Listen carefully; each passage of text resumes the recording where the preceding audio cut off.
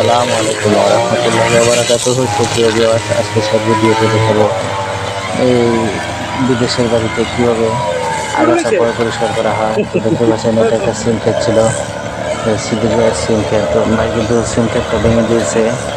এখন কিন্তু ভাই এই যে সিম ক্ষেতের নিচে যে আগাছাগুলো ছিল সেগুলো কিন্তু ভাই আর একজন সহকারী নিয়ে মেশিনের সাহায্যে কেটে কেটে পরিষ্কার করতেছে। তো বাংলাদেশে যে কাজটা আমরা হাতে করি সেই কাজটা কিন্তু এখানে মেশিন দিয়ে করা হয়। বাংলাদেশে হাতে করার একটাই কারণ, তেলের দাম বৃদ্ধি। তেলের দাম দিয়ে মেশিন চালিয়ে পোষায় না।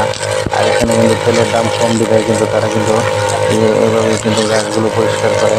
তো দেখতে পাচ্ছেন ভাই কি সুন্দরভাবে গাছগুলো পরিষ্কার করতেছে। সবাই আমার চ্যানেলটা সাবস্ক্রাইব করে পাশে থাকবেন, আর সবাই ভালো থাকবেন।